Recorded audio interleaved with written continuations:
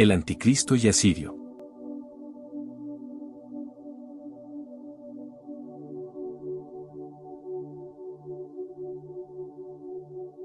Los profetas Isaías y Miqueas profetizan con gran detalle tanto acerca de la vida de Jesús, el Mesías, como del anticristo, a quien ambos se refieren como el asirio. Isaías 14, 25-26 que quebrantaré al asirio en mi tierra, y en mis montes lo hollaré, y su yugo será apartado de ellos, y su carga será quitada de su hombro. Este es el consejo que está acordado sobre toda la tierra, y esta, la mano extendida sobre todas las naciones. Porque Jehová de los ejércitos lo ha determinado, ¿y quién lo impedirá? Y su mano extendida, ¿quién la hará retroceder? Miqueas 5, 2-6, teniendo como eje central, en la mayoría de sus profecías, el conflicto final, entre Jesús y el anticristo. Pero los dejará hasta el tiempo que dé a luz la que ha de dar a luz, y el resto de sus hermanos se volverá con los hijos de Israel. Y él estará, y apacentará con poder de Jehová, con grandeza del nombre de Jehová su Dios, y morarán seguros, porque ahora será engrandecido hasta los fines de la tierra. Y este será nuestra paz.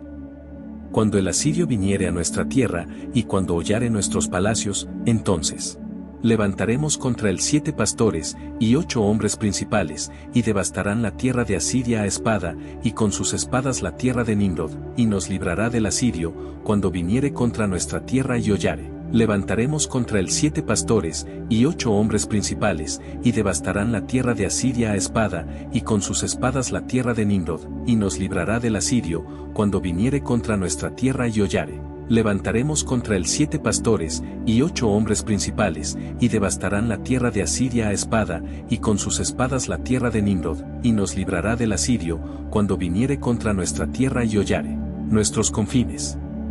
Miqueas 5, 3-6. La promesa de Dios era que un líder nacido del linaje de David libraría a su pueblo de la amenaza de Asiria. Sin embargo, esto no ocurrió durante la historia del norte, pues los asirios, nuestros confines. Miqueas 5, 3-6.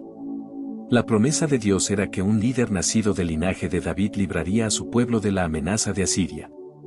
Sin embargo, esto no ocurrió durante la historia del norte, pues los asirios arrasaron con el país y se llevaron cautivas a las 10 tribus alrededor del año 700 a.C., Isaías 7:8.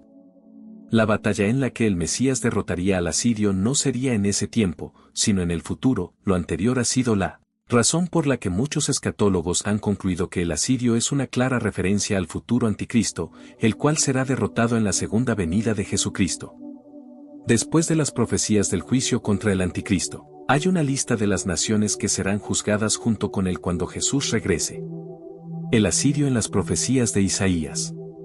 El contexto histórico del libro de Isaías describe el conflicto que vivieron en su tiempo los reinos de norte, Efraín o Israel, y del sur, Judá. Israel se había aliado con Aram Damasco en contra de Asiria, que había amenazado con destruirlos, Isaías 36, 1-2. Aconteció en el año 14 del rey Ezequías, que Sennacherib rey de Asiria subió contra todas las ciudades fortificadas de Judá, y las tomó. Y el rey de Asiria envió al Rabsaces con un gran ejército desde Laquis a Jerusalén contra el rey Ezequías, y acampó junto al acueducto del estanque de arriba, en el camino de la heredad del lavador.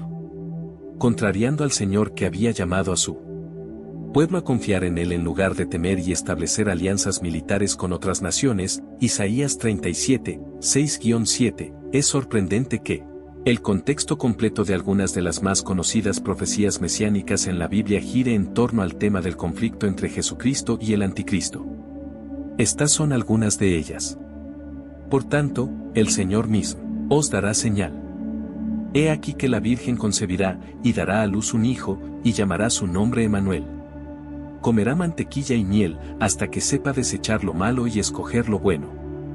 Porque antes que el niño sepa desechar lo malo y escoger lo bueno, la tierra de los 2 reyes que tú temes será abandonada. Jehová hará venir sobre ti, sobre tu pueblo y sobre la casa de tu padre, días cuales nunca vinieron desde el día que Efraín se apartó de Judá, esto es, al rey de Asiria.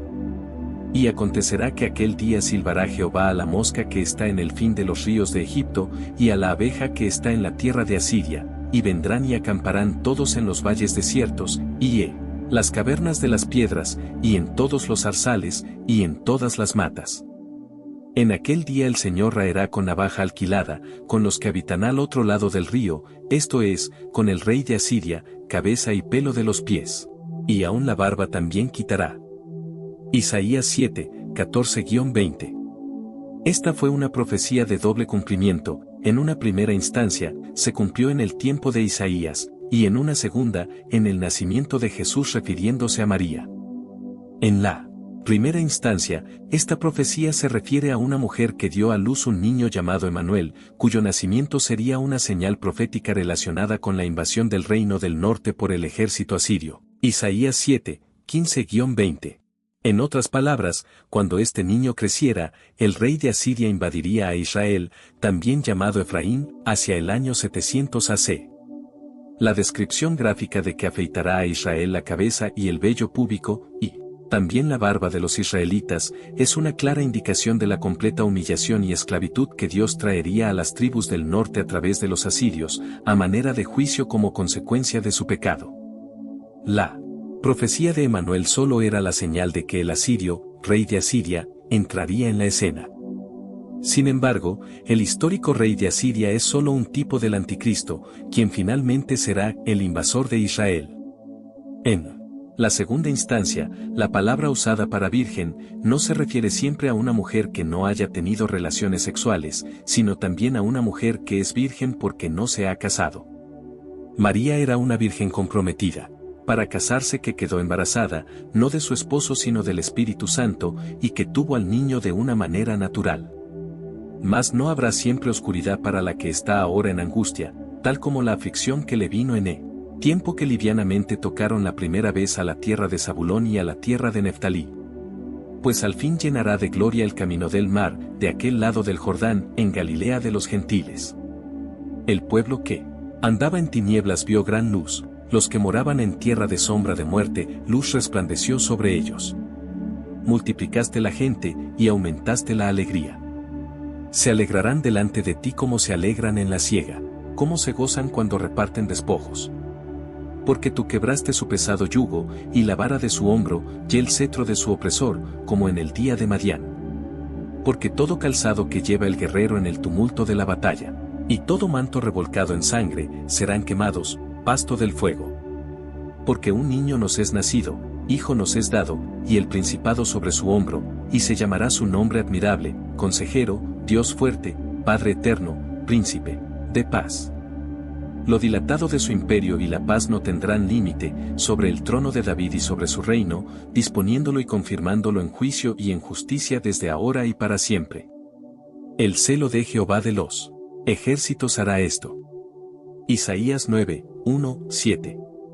Este pasaje establece que el Mesías liberaría a Israel del asirio de la misma manera que Gedeón liberó a Israel de los madianitas.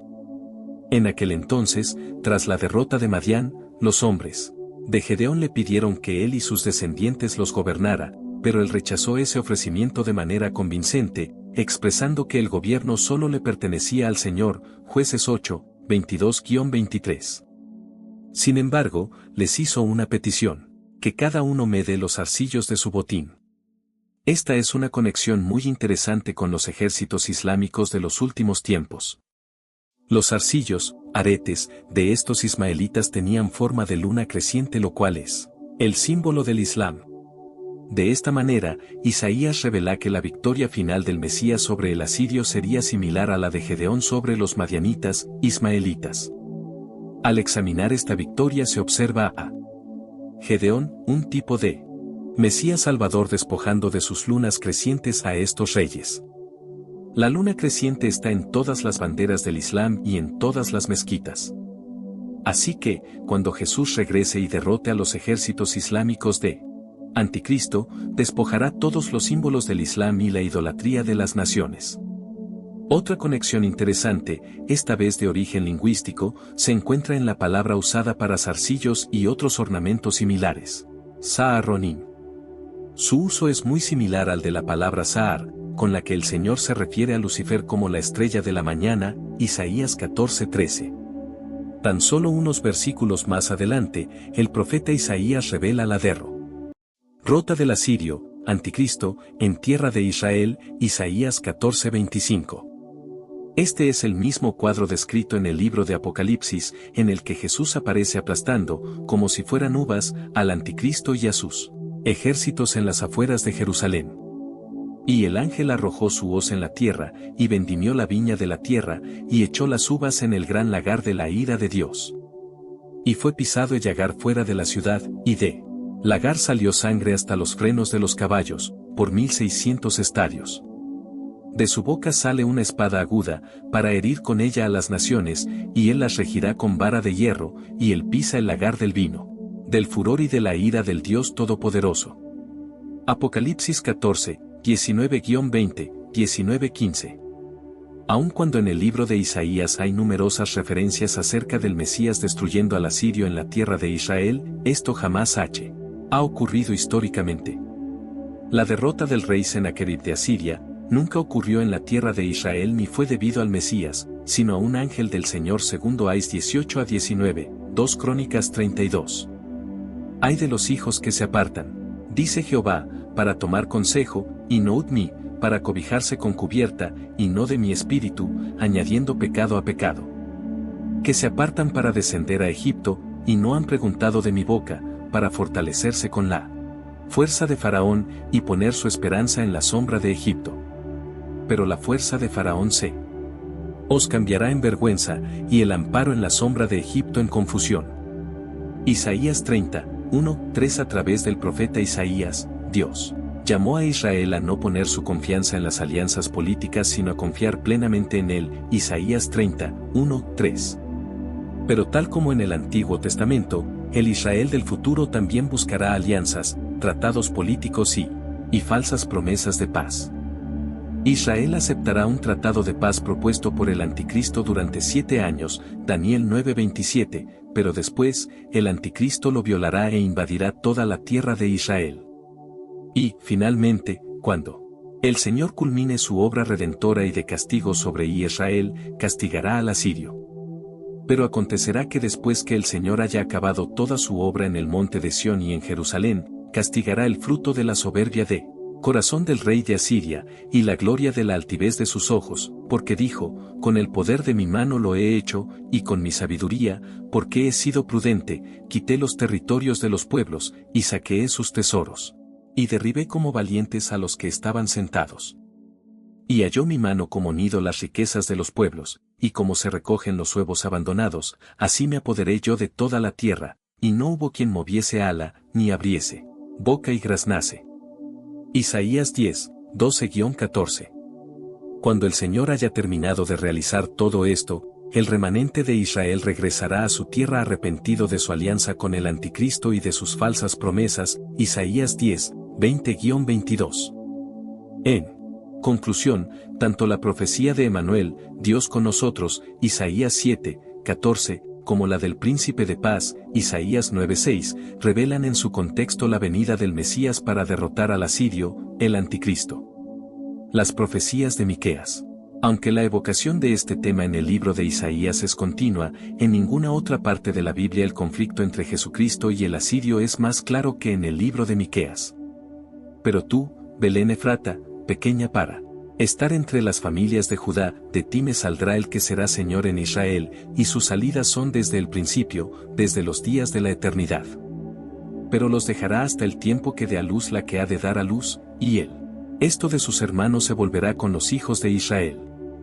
Miqueas 5, 2-3. Los evangelios revelan que los jefes de los sacerdotes y los escribas consultaron este pasaje cuando el rey Herodes los reunió para preguntarles acerca del lugar de nacimiento del Mesías, Mateo 2, 4-5. La inquietud surgió cuando los sabios de Oriente le hicieron esa misma pregunta a Herodes y toda la atención de los judíos se volvió entonces a esta escritura, pues la llegada del Mesías anunciado por los profetas sería una señal de la culminación de una época, ya no estarían abandonados por Dios y vivirían seguros bajo el liderazgo del Mesías. Y estará, y apacentará con fortaleza de Jehová, con grandeza del nombre de Jehová su Dios, y asentarán, porque ahora será engrandecido hasta los fines de la tierra. Y este será nuestra paz, cuando Asur viniere a nuestra tierra. Y cuando pisare nuestros palacios, entonces levantaremos contra él 7 pastores, y 8 hombres principales, y comerán la tierra de Asur a cuchillo, y la tierra de Nimrod con sus espadas, y nos librará del asirio. Cuando viniere contra nuestra tierra y hollare nuestros términos. Miqueas 5, 4-6. La profecía era clara. Llegaría el tiempo en que Israel ya no tendría que vivir bajo el temor de sus enemigos y el Mesías sería engrandecido hasta los confines de la tierra y traería paz. Él liberaría a Israel de la invasión del asirio, el anticristo, luego, Israel gobernará la tierra de Asiria. Obviamente esto no ha sucedido aún, lo cual permite que de esta región geográfica del mundo surgirá un líder que tratará de invadir a Israel. En conclusión, la Biblia usa un rey histórico del antiguo imperio asirio como un tipo del futuro anticristo. Es importante observar que, en esta región es donde operan varios de los grupos terroristas más peligrosos, entre ellos, ISIS, empecinado a establecer un califato a través de todo el Medio Oriente.